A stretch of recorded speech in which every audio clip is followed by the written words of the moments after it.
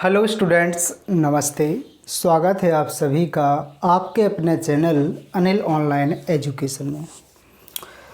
तो जैसा कि आपको पहले से सूचित किया गया था कि हम कंपटीशन मैथ पढ़ाने वाले हैं, और कंपटीशन मैथ क्यों पढ़ाने वाले हैं इसका कारण भी मैंने बताया था कि बच्चे क्लासेस जो उनका क्लासेस पढ़ाई चलती है यानी 9, 10, 11, 12 इन्हें वो अच्छी मार्किंग करते हैं, परंतु जैसे ही वो प्रतियोगिता में फेल हो जाते हैं, इसका मुख्य कारण है उनका सही मार्गदर्शन ना होना, उनको अच्छा गाइडेंस ना मिलना। उसका मुख्य कारण ये है।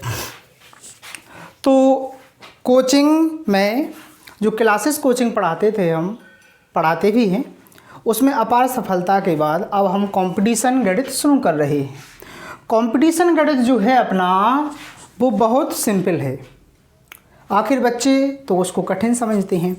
कठिन वो बच्चे और वो टीचर समझते हैं जिन्हें क्लासेस यानी जिन्हें कक्षा 6 से लेके 12वीं तक यानी 10वीं तक का नॉलेज नहीं है, क्योंकि पूरी कंपटीशन गणित NCERT कक्षा 6 से लगा के 10 तक की मैथ में से ही है, ठीक है ना। बट सवाल बेस वही रहता है, सवाल ही चेंज होते रहते हैं।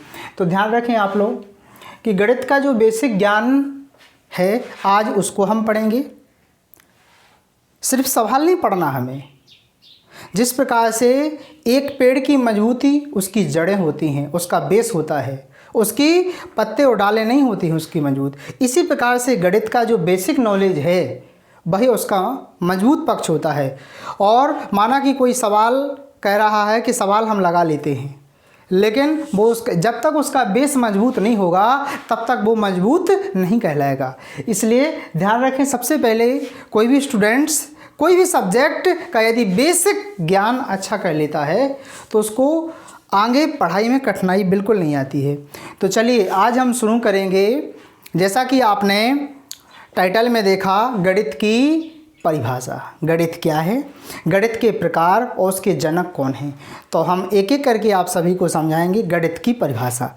सबसे पहले गणित देखते हैं अपन। गणित क्या है, गणित क्या है, इसकी शाखाएं कौन कौन सी हैं और इसके जनक कौन हैं, ये 3-4 बातें ध्यान से देखेंगे अपन। तो चाहे आप कंपटीशन के विद्यार्थी हों, चाहे आप कोई क्लासेस के विद्यार्थी हों, सभी के लिए बेसिक ज्ञान होने वाला है। चाहे आप कोई भी प्रतियोगिता की तैयारी कर रहे हों, बेस तो आपका होना ही चाहिए। जैसे आप कंप्यूटर का ज्ञान, कंप्यूटर की डिग्री कर ली, आपको कंप्यूटर की परिभाषा ही पता नहीं, ठीक है ना। यदि आपको किसी के घर के बारे में संपूर्ण जानकारी है और उसके नाम का पता नहीं, तो ऐसी अधूरी जानकारी किसी का मतलब ये अधूरा ज्ञान किसी काम का नहीं होता है। तो सबसे पहले आज हम समझेंगे गणित। गणित, कोई बच्चा कहता है कि गणित हमें बहुत बुरी लगती है, गणित से हमें कोई लेना देना नहीं।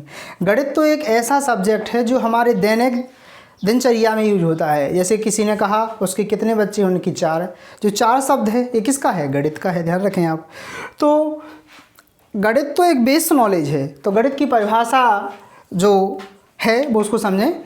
गणित अंक, ध्यान से समझें, गणित अंक, अक्षर, चिन्ह, 3 चीजें ध्यान से देखें आप। गणित अंक, अक्षर, चिन्ह आदि का विज्ञान है। आदि का क्या है, विज्ञान है, जिसकी सहायता से हमें परिमाण, दिशा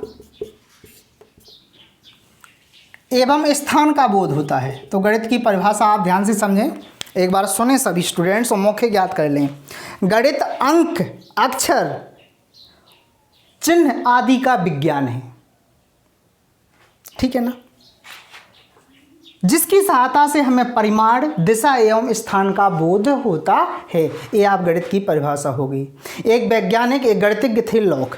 लॉक ने गणित की बहुत अच्छी परिभाषा समझाई है। लॉक के अनुसार गणित की परिभाषा सुने आप। लॉक जो वैज्ञानिक गणितज्ञ वैज्ञानिक थे, लॉक ने गणित की परिभाषा दी है बहुत ही सरल शब्दों में। गणित वह मार्ग है, मार्ग माने वह रास्ता है। गणित वह मार्ग है जिसकी सहायता से बच्चों के मन मस्तिष्क में तर्क करने की आदत स्थापित होती है। क्योंकि यदि गणित किसी स्टूडेंट्स का अच्छा है तो उसमें तर्क करने की आदत बहुत अच्छी हो जाएगी। तो कहते हैं ना कि जो गणित में होशियार होता है बच्चा वो सभी सब्जेक्ट में होशियार हो जाता है। जिस व्यक्ति का कंपटीशन गणित अच्छा होता है उसके सभी सब्जेक्ट अच्छे हो जाते हैं। जैसे कि रीजनिंग है तो गणित का ही एक छोटा रूप है, तो जिसका गणित मजबूत है उसके सारे सब्जेक्ट मजबूत हो जाते हैं। तो गणित की लॉक ने क्या परिभाषा दी, आप ध्यान से सुने। गणित लॉक ने कहा है कि गणित वह मार्ग है जिसकी सहायता से बच्चों के मन मस्तिष्क में तर्क करने की आदत विकसित हो जाती है। ठीक है ना, तर्क करने की आदत स्थापित हो जाती है या विकसित हो जाती है, एक ही बात है। तो हम समझ गए गणित की परिभाषा। तो गणित गणनाओं का रूप है, ध्यान रखें आप, गणित में गणनाएं हैं मेन। तो गणित की परिभाषा गणित अंक अक्षर चिन्ह आदि का विज्ञान है जिसकी सहायता से हमें परिमाण दिशा एवं स्थान का बोध होता है। लॉक ने क्या कहा है कि गणित वह मार्ग है जिसकी सहायता से बच्चों के मन मस्तिष्क में तर्क करने की आदत विकसित हो जाती है। तो ये लॉक ने अपनी परिभाषा दी है। अब क्वेश्चन आया, गणित के जनक कौन है? फादर ऑफ मैथमेटिक्स, यानी गणित के जनक कौन हैं? तो गणित के जनक जो हैं वो हैं यूनानी गणितज्ञ थे, उनका नाम था आर्किमिडीज। ध्यान रखें आप, आर्किमिडीज। इन्होंने भौतिक का सिद्धांत भी, कुछ भौतिक एक वैज्ञानिक थे, ठीक है ना। तो इन्होंने आर्किमिडीज को गणित का जनक कहा जाता है, लेकिन भारत में गणित का जनक आर्यभट्ट को बोला जाता है। क्योंकि आर्यभट्ट को इसलिए बोला जाता है क्योंकि पूरे विश्व में शून्य का आविष्कार सिर्फ भारत में ही हुआ था। वो किसने किया था? आर्यभट्ट ने। तो याद रखें आप, जो वर्ल्ड स्तर पर यानी भारत का कोई बोले तो आर्यभट्ट को जनक कहा जाता है गणित का, लेकिन विश्व स्तर पर जो गणित के जनक हैं वो हैं आर्किमिडीज। याद रखें, पर्सनल जब भारत शब्द आए तब तो हमें आर्यभट्ट करना है, लेकिन पूरा विश्व का पूछा जाए तो हमें आर्किमिडीज करना है। याद रखें आप लोग। तो ये हो गया अपना गणित की परिभाषा और गणित के जनक। अब हम बताते हैं गणित की शाखाएं, यानी गणित के प्रकार कौन कौन से हैं, उसको ध्यान से देखें आप। गणित के जनक तो आपको समझ में आ गया कौन है। आपके ऑब्जेक्ट में पूछ लिया जाता है किसी बेसिक नॉलेज में, जैसे किसी टीचर्स का एग्जाम होता है कोई, और उन्होंने कहा गणित के जनक कौन है, ऑप्शन आ गया 4। यदि आपको ज्ञान होगा तभी आप कर पाएंगे। कोई भी एग्जाम में भी पूछा जा सकता है और बेसिक ज्ञान है आपको ये। अब ध्यान से देखें आप, गणित की जो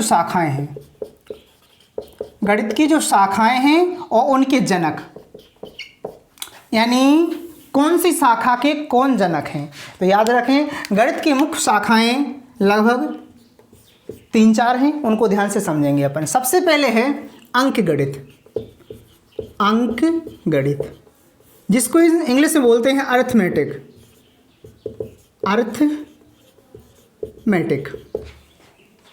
अर्थमेटिक बोलते हैं जिसे। याद रखें, यानी अंक गणित के जो जनक हैं वो हैं अपने भारत के वैज्ञानिक ब्रह्मगुप्त। याद रखें आप, यानी गणित की जो मुख्य शाखा पहली है अंक गणित, जिसके जनक हैं ब्रह्मगुप्त। दूसरी शाखा है अपनी बीज गणित, जिसे इंग्लिश में एलजेब्रा बोलते हैं, एलजेब्रा। याद रखें आप, इसके जो गणितज्ञ हैं वो विदेशी हैं, उनके नाम थोड़ा हटके है। उनका नाम है, एक लास्ट का शब्द याद रखना है तो हमें, अल-ख्वारिज़मी, यानी एलजेब्रा अल-ख्वारिज़मी। तो उनका नाम था मोहम्मद इब्न मूसा अल-ख्वारिज़मी।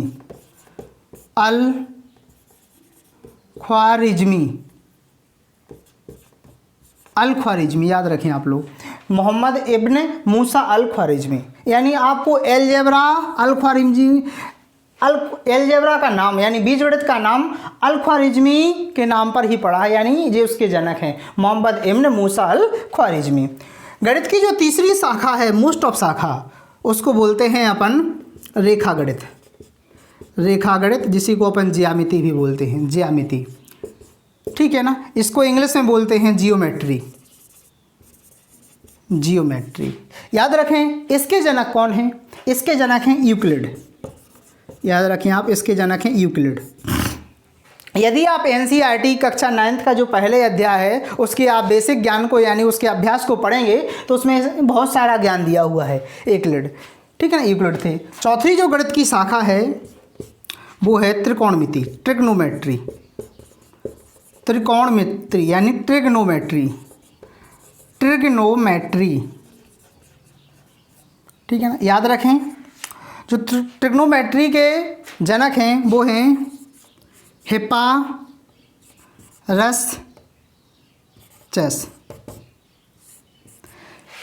हिप्पारस्चस उसके जो गणितज्ञ हैं जियोमेट्री यानी त्रिकोणमिति के जो जनक हैं वो हैं हिप्पारस्चस। याद रखें आप लोग। तो चलिए हमने अभी 4 शाखाएं समझाई। 5वीं जो शाखा है वो है सांख्यिकी।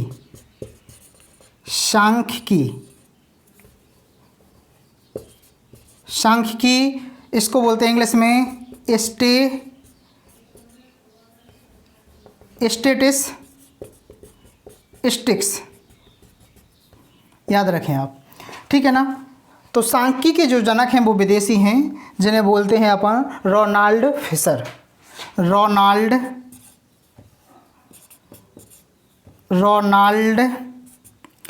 रोनाल्ड एलेमर फिशर यानी एलेमर फिशर। याद रखें आप लोग।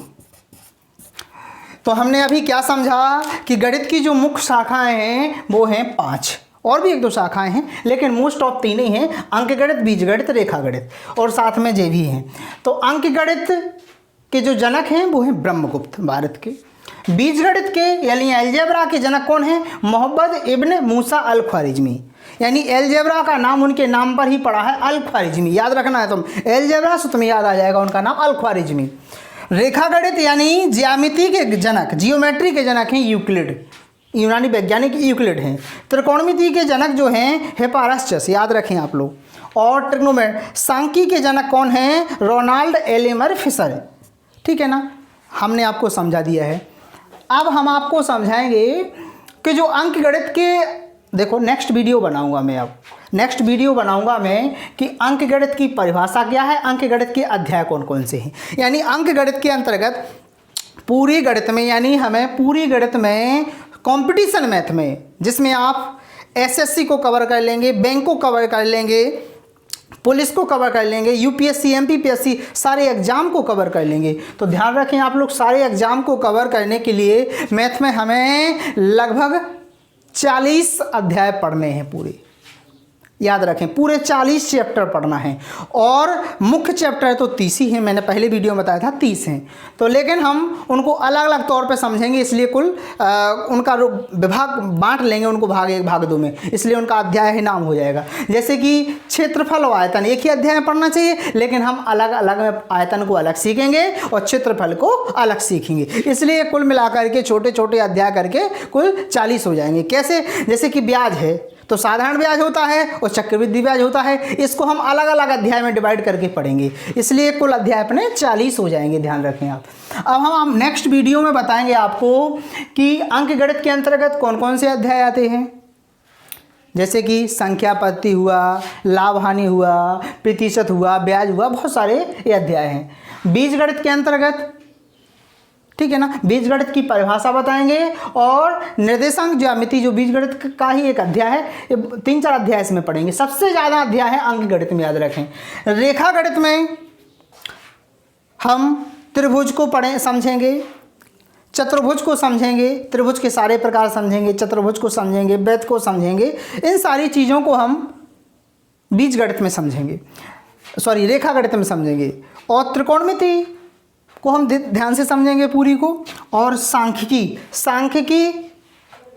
के अंतर्गत जैसे दंडालेख हुआ, ठीक है ना, आयत आलेख हुआ, ये सारे पढ़ेंगे हम, पाई चार्ट वगैरह इसी के अंतर्गत पढ़ेंगे। तो इनकी हम परिभाषाएं बताएंगे आपको, इनके अध्याय बताएंगे कि कौन कौन से अध्याय को हमें किसके अंतर्गत रखना है। यानी अंकगणित में कुल कितने अध्याय हैं, बीजगणित में कुल कितने अध्याय हैं, और रेखागणित में कुल कितने अध्याय हैं। इन सारे अध्यायों को मिलाकर के कुल अध्याय लगभग आपके 40 हो जाएंगे, ठीक है ना। इनको हम विस्तारित समझाएंगे, और आप मुझे कमेंट में बताना कि सर कौन से टॉपिक के अध्याय को सबसे पहले पढ़ाएं हम, कि बीजगणित के अध्याय पढ़ाएं आपको या अंकगणित के अध्याय पहले पढ़ाएं। मेरा विचार है कि मैं आपको सबसे पहले बीजगणित के अध्याय पढ़ाऊंगा। क्यों पढ़ाऊंगा? क्योंकि अंकगणित एनसीईआरटी मैथ जो 6, 7, 8 की उसमें छोड़ चुके हैं आप ज़्यादातर अंकगणित को, याद रखें आप। लेकिन अभी आप 9, 10th में आपने पढ़ाई होगा बीजगणित, ठीक है ना। बीजगणित को ये आपको याद है, इसलिए हमें उस चीज़ से स्टार्टिंग करना है जिसका ज्ञान थोड़ा सा आपको हो। इसके बाद हम फिर आगे देखेंगे। तो हम बीजगणित के अध्याय से लगभग शुरू करेंगे और फिर आप लोग बताना कि सर अंकगणित को पहले अंकगणित के अध्याय पढ़ाएं पूरे, या बीजगणित के, या त्रिकोणमिति के। आप मुझे कॉमेंट बॉक्स में बताना। तो मैं आशा करता हूँ, जैसे कि कॉम्पिटिशन मैथ में पूछ लिया गया हमसे कि जियोमेट्री के जनक कौन है, ऑप्शन 4 आ गए, तो हमें याद होना चाहिए यूक्लिड। हमें पूछ लिया गया हमसे बीजगणित के जनक कौन है, तो मोहम्मद इब्न मूसा अल ख्वारिज़मी, याद रखें आप लोग। तो इस प्रकार से हमें पूछ लिया गया कि गणित के जनक कौन है, तो हमें पता है आर्किमिडीज। भारत में गणित का जनक किसे कहा गया है? आर्यभट्ट को। शून्य के आविष्कारक कौन है? आर्यभट्ट। तो मुझे आशा है कि वीडियो आपको ज़रूर समझ में आ गया होगा। यदि समझ में आया है तो इसे लाइक करें, शेयर करें, और यदि आप हमसे पहली बार जुड़े तो हमारे चैनल को सब्सक्राइब करें। चलिए मिलते हैं नेक्स्ट वीडियो में। थैंक यू, धन्यवाद।